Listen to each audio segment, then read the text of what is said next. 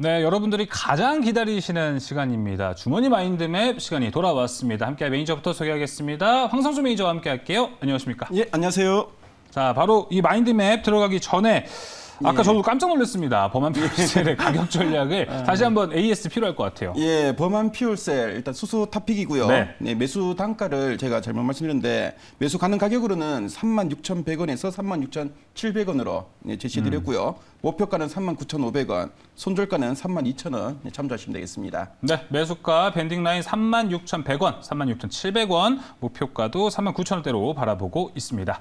자, 빨리 마인드맵 봐야겠죠? 오늘 마인드맵 예. 많이 해야 돼가지고 제가 앞에서 빨리빨리 달려왔습니다. 오늘 어떤 주제가 준비되어 있죠? 예, 뭐 최근에 핫한 이슈죠. 태조 이방원의 원입니다. 아. 네, 원자력을 제가 5개 중에 준비했습니다. 제일 좋게 보는 게 원자력이세요, 그러면?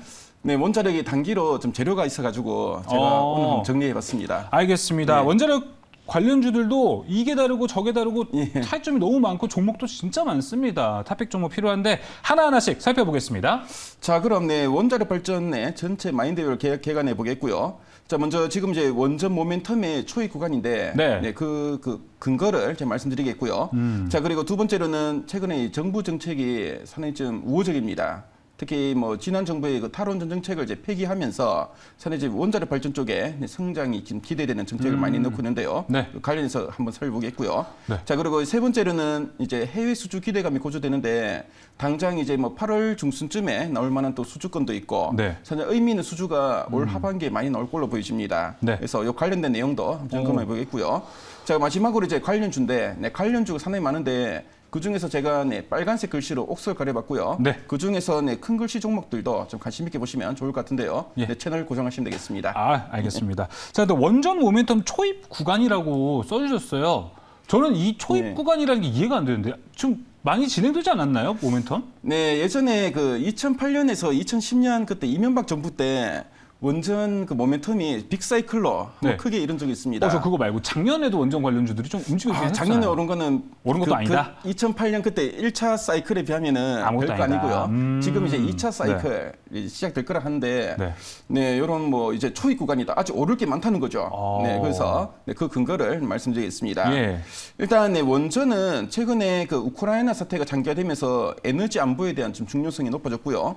자, 그리고 원전은 온실가스 탄소를 배출 안 합니다. 그러다 보니까 탄소 중립 달성에 필수적이라 할 수가 있고 태양광이나 풍력을 이제 건설하려면은 시간이나 비용이 많이 드는데요. 그쵸. 상대적으로 원전 같은 경우에는 최근에 뭐 SMR이나 이런 좀 중소형 모듈 원전까지도 개발되면서 상대적으로 좀 더 좀 긍정적으로 보시면 되겠습니다. 네. 자, 그래서 최근에 이제 그린 에너지로 이제 편입되면서 EU 텍소노미의 편입 결정 소식도 상당히 긍정적이고요. 뭐 이런 그 이제 그린 에너지 이제 편입됐던 자체가 해외로의 수주 기대감 높일 수 있는 요소라 보시면 되겠습니다. 자, 그리고 중소형 모듈 원전인 SMR 개발이 지금 본격화되고 있고요. 네. 그래서 SMR은 대형 원전의 그 단점이었던 이런 좀 안정성이 좀 부족했다는 점. 그동안 이제 후쿠시마 원전이나 예전에 그 체르노빌 그 원전 사태처럼 사실 위험하다는 인식이 많은데요. 맞아요. 근데 SMR은 이런 위험성을 많이 좀 줄인 그 원전이라고 보시면 되겠고요. 자, 그리고 대형 원전 같은 경우는 건설 비용이 상당히 많고 부지를 많이 좀 소유하는데 SMR은 그런 단점을 많이 해소했다고 보시면 되겠습니다. 자, 그리고 그 다음으로 뭐 신정부는 이제 탈원전 정책을 폐기했다는 점, 이 점은 뭐 앞에서 말씀드렸고요. 자, 그리고 강력한 한미 원자력 기술 동맹을 통해서 우리 뭐 원전 기술도 한 단계 더 도약하지 않을까 보여집니다.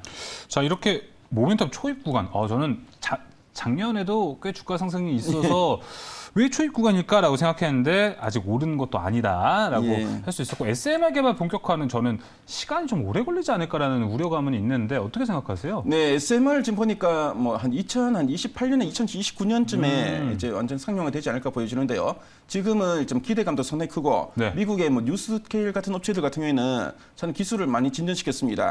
관련해서 우리나라의 뭐 두산 에너빌리티나 많은 기업들이 또 관련 밸류 체인에 또 속해 있고요. 네. 그래서 뭐 이런 또 기대감으로 인해서 또 주가가 움직일 수 있는 재료가 될 수 있으니까요. 네, 그 점 참조하시면 되겠습니다. 알겠습니다. 자, 이제 우호적인 정부 정책 이게 가장 크죠. 네, 맞습니다. 뭐 일단 정부의 정책이 상당히 우호적인데요.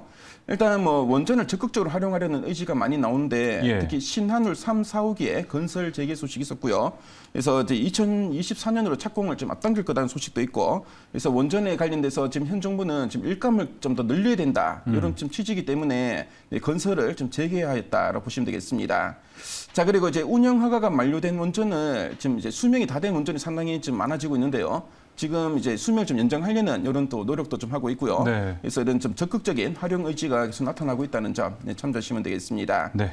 자, 그리고 두 번째 포인트가 또 이제 단기 또 재료가 될 수 있는데요. 뭐냐면은 원전 수출 전략 추진위를 이제 본격 가동할 건데 지금은 이제 추진단입니다. 근데 이제 추진위로 이제 위원단급으로 이제 격상될 걸로 보여지고요. 예. 그래서 네, 그 원전 수출의 컨트롤 타워 역할을 할 건데 이 위원회 위원장은 바로 이제 산업부 장관이고요. 네. 자, 그리고 네, 위원으로는 뭐 기재부 차관이나 뭐 과기부, 외교부, 국방부, 국토부 차관이 또 위원으로 네, 좀 들어오게 되고요. 그래서 이런 여러 관련된 부처끼리 서로 이렇게 네, 하나의 위원회에서 네, 정책을 좀 내놓을 걸로 보여지고, 그래서 원전 수출을 이번 정부에서는 네, 상당히 좀 적극적으로 좀 추진하려고 하는데 이런 컨트롤 타워로서의 역할이 네, 좀 기대되고요. 뭐 조만간 네, 이제 출범할 예정이라고 합니다. 예. 자, 그리고 네, 원전 생태계의 활성화도 좀 적극적으로 좀 추진하고 있고요. 그래서 지금 보니까 원래 6,700 규모의 원전 그 R&D 네, 연구개발 쪽에 지원 사업을 추진하고 있고요. 특히 이제 R&D를 통해서 지금 핵심 기자재가 네, 외국 쪽에 기업이 만든 그 부품이 상당히 많습니다. 네. 근데 지금 국산화를 좀 적극 추진할 걸로 알려져 있고, 자, 그리고 원전 기업의 1조 규모의 발전 기자재 일감도 발주할 예정이고요. 그래서 네, 원전 기업도 일감도 많이 주고 이런 식으로 생태계를 좀 활성화시키려는 정책을 계속 내놓을 거라는 점 네, 참조하시면 되겠습니다. 예.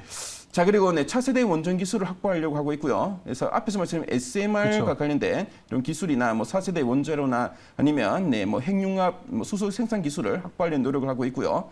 그래서 뭔가 좀 원전 기술도 계속 좀 이제 진화되고 있는데 이런 시대의 흐름에 네, 좀 뒤처지지 않게 이런 기술 확보에도 앞에서 좀 한미 뭐 원자력 기술 동맹이나 이런 여러 가지 네, 좀 노력을 통해서 계속 좀 이어지지 않을까 보여집니다. 네. 자, 그리고 네, 이 방패물의 관리도 상당히 중요한데요. 네, 관련해서는 네, 국무총리 산하에 전담 조직도 신설할 거다. 이런 이야기 나오고 있고요. 이렇게 네, 정부에서는 산하의 원자력 쪽에 좀 우호적인 정책을 계속 내놓고 있다. 이렇게 보시면 되겠습니다. 예. 자, 이렇게 지금 우호적인 정부 정책, 사실 이 정책 모멘텀 드라이브를 강하게 받고 있는데 저는 궁금한 게 해외 수주 기대감 고조라고 이제 알려주실 텐데 원전 관련 종목들이 실적이 어떻게 찍히는지가 궁금해요, 지금. 예, 일단 뭐 원전 관련주 중에는 그동안 네, 지난 정부에서 한 5년 정도 이제 탈원전 정책 때문에 실적이 안 나온 종목이 상당히 많습니다. 맞아요. 자, 그래서 지금 원전 관련된 사업이 축소되기도 하고 산에 좀 경영난에 취하기도 하고 네. 그래서 지금 살아남은 기업들은 그래도 어느 정도 좀 경쟁력 있는 업체라 보시면 되겠고요. 네. 지금 당장은 뭔가 좀 실적이 안 나오더라도 앞으로 뭐 해외 수주나 SMR 관련된 이런 좀 뭔가 이제 모멘텀을 해서 또 실적 성장에 대한 기대감 있는 종목들이 있으니까요. 이따가 제가 말씀드리도록 이제 하겠습니다. 시작한다고 보면 될까요, 그러면? 네, 맞습니다. 아직은 어떻게 보면 좀 테마적으로 움직이는 종목이 많으니까요. 맞아요. 네, 그 점도 여러분들 기억하시면 되겠습니다. 알겠습니다. 자, 그래서 네, 해외 수주 기대감이 많이 고조되는데 일단 뭐 단기로는 8월 중순, 네, 오늘이 이제 8월 이제 11일이고요. 8월 중순에 이집트 엘바다 원전 수주가 임박했다라는 소식이 좀 들립니다. 네. 그래서 네, 13년 만에 수주원대 원전 수출 계약이라 하고요. 그래서 네, 그동안 이제 원전 수주가 거의 없었는데 이번 뭐 8월 중순에 요 원전 수주 소식이 들린다면은 원전 관련주 쪽에는 상당히 큰 재료로 네, 작용하지 않을까 보여지고요. 그래서 이래서 뭐 추가적인 원전 수주 기대감. 그래서 밑에 보면 폴란드, 체코, 루마니아 같은 동유럽이나 사우디에 뭐 이번에 보니까 뭐 네옴시티 관련된 또 이런 기대감도 있더라고요. 네. 이런 기대감도 이제 현실화될 가능성이 높기 때문에 상당히 좀 의미 있는 수주가 아닌가 생각됩니다. 예. 자, 그리고 네, 두 번째는 동유럽 쪽에 네, 이런 수주 기대감인데요. 뭐 최근에 보니까 네, 김진표 네, 국회의장이 네, 뭐 지금 보니까 뭐 폴란드나 루마니아에 가가지고 원전 뭐 세일즈를 했다 이런 이야기도 정말 여기서 들리는데요. 잘 파는 것 같아요. 예, 네. 그래서 지금 보니까 네, 이 세 국가 같은 경우에는 좀 안보 상의 이유 때문에 지금 보니 우크라이나 사태 때문에 주변에 있는 동유럽 국가들이 이제 러시아를 좀 경계를 한다고 합니다. 네. 그래서 러시아나 중국을 배제하기 때문에 우리 한국 기업들에게 상당히 좀 긍정적이지 않을까 예. 보여지고요. 자, 그리고 네, 뭐 세 번째로 사우디인데 일단 뭐 11월에 이제 한국과 사우디의 정상회담이 열립니다. 일단 사우디의 네, 이런 원전 규모는 이제 12조 원 규모고요. 상당히 지금 규모가 큰데 지금 한국과 러시아의 2파전이라고 합니다. 그래서 네, 지금 보니까 좀 사우디는 지금 외교적으로 미국과는 조금 네, 껄끄러운 관계가 좀 됐는데요. 자, 근데 좀 뭐 그런 우리 한국은 또 미국과 동맹국인데 네. 빈살만 왕세자가 또 한국과의 또 정상회담을 또 그쵸. 하자. 그런 거 보니까 뭔가 좀 원전 쪽에 우리 기업들이 좀 필요한 게 아닌가 이런 좀 추측을 할 수가 있겠고요. 뭐 요 수주권도 상당히 큰 규모니까 네. 앞으로 뭐 원전 관련해서는 큰 재료로서 작용할 것이라는 점 참조하시면 되겠습니다. 진짜 이 정부 정책하고 해외 수주 기대감 자체 이 두 개가 하나만 있어도 사실 주가 상승이 잘 가는 건데 예. 두 개가 다 있다는 게 원전 관련주들이 추후에 주가 상승을 잘 가져갈 수 있을 것이다 생각이 드는 것 같아요. 자, 예, 맞습니다. 이제 엑기스 종목 봐야겠죠? 네, 저 관련주가 상당히 많은데요. 네, 뭐 관련주 많은데 예. 이 중에서는 빨간색 글씨인 종목들을 좀 관심 있게 보시면 좋을 것 같고요. 네. 그래서 특히 빨간색의 큰 글씨 종목 위주로 한번 설명을 드리도록 하겠습니다. 네, 두산 에너빌리티, 한전기술, 한전 KPS, 한신기계가 좀 두꺼운 글씨로 설명을 해주셨는데, 예. 저는 좀 의외인 게 한전기술, 한전 KPS 이 한국전력과 관련된 종목들은 예. 한국전력의 실적이 워낙 안 좋다 보니까 여기도 동반 상승은 좀 어려워 보인다라는 뷰가 많더라고요. 네, 일단 뭐 한전의 자회사긴 한데 한전과는 별개로 원자력 쪽에서는 또 상당히 좀 의미 있는 좀 기술력이나 내공을 네. 갖춘 업체들이고요. 특히 이제 팀 코리아라고 해외에 이제 원전을 수주할 때 네. 이런 팀 코리아 내에 또 여러 종목들이 있습니다. 그 종목 내에서도 핵심적인 역할을 하니까요. 네. 이따가 제 포인트 말씀드리도록 하겠습니다. 알겠습니다. 그 밑에 이제 뭐 한신기계 같은 경우에는 조금 가볍게 튀어 오를 수 있는 종목으로 골라주신 건가요? 네, 일단 뭐 최근에 못 오른 종목 중에 제가 골라보니까 한신기계가 또 눈에 띄더라고요. 그래서 제가 뭐 그중에서 하나 좀 키워봤고요. 네. 뭐 요 종목 같은 경우는 원자력 발전소용 공기 압축기를 공급하고 있고 최근에 보니까 120일선을 따라서 계속 좀 우상향 흐름을 좀 보여주고 있고요. 네. 특히 지금 보니까 뭐 해외 원전 수주 관련해서는 좀 가볍게 틀 수 있는 종목이니까 네. 참조하시고 또 일단 변동성이 어느 정도 수반될 수 있다는 점 참조하시면 되겠습니다. 알겠습니다. 이 빨간색 글씨 있는 종목들 보니까 이 원전 관련주들이 잘 간다 할 때 좀 추세 상승을 같이 갔던 종목들이 많이 보이는 것 같습니다. 밑에 삼형 엠텍도 있군요. 예, 삼형 삼형엠텍, 엠텍. 뭐 수산 인더스트리, 예. 수산 인더스트리는 상장한 지 얼마 됐습니다. 네, 예. 맞습니다. 예. 자, 이렇게 다양한 종목들이 있는데 자, 여기서 탑픽 종목은 무엇인가요? 네, 제가 탑픽 고를 때 사는 고민을 많이 했는데요. 네, 네. 이 중에서 저는 두산 에너빌리티를 탑픽으로 한번 꼽아봤습니다. 너무 좀 뻔한 것 같은데요. 네, 뭐 뻔할 수는 있는데 아무래도 이런 좀 해외 수주 관련해서는 네. 가장 또 좀 안정적으로 좀 치고 나갈 수 있는 종목이 아닌가 보여지고요.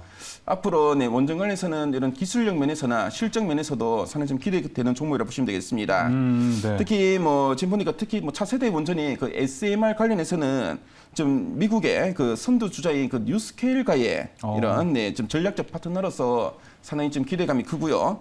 자, 그리고 뭐 최근에 뭐 수급 면에서도 외인 기관의 꾸준한 순매수가 좀 들어온 종목입니다. 네. 그래서 뭐 한전기술은 한전 KPS도 상당히 좀 좋아 보이긴 한데, 네, 지금 보니까 뭐 최근에 좀 수급 면에서나 거래량 면에서도 상당히 좀 치고 갈 수 있는 종목이 아닌가 보여지고요. 네. 예전에 한전 잘 가던 뭐 두슬라라는 이런 뭐 별칭까지 있었는데 좀 기대감이 상당히 높다는 점 말씀드리겠습니다. 네, 오늘 원자력 발전주 마인드맵 이제 현재 원전 모멘텀 초입 구간 그리고 정부 정책 해외 수주 기대감을 가지고 있는 종목 중에서 탑픽 종목은 두산 에너빌리티였습니다.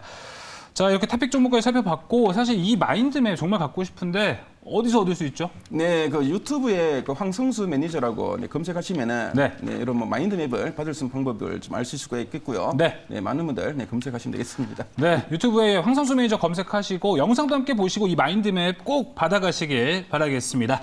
자, 그럼 주머니 마인드맵 여기서 마무리해 보겠습니다. 황성수 매니저님 오늘 말씀 감사합니다. 네, 스치면 상한가 스페셜 오늘 준비한 소식은 여기까지입니다. 자, 지금부터 이제 연휴 시작되는데요. 연휴 푹 쉬시고 저희는 화요일에 다시 찾아뵙도록 하겠습니다. 오늘도 시청해주신 여러분 고맙습니다.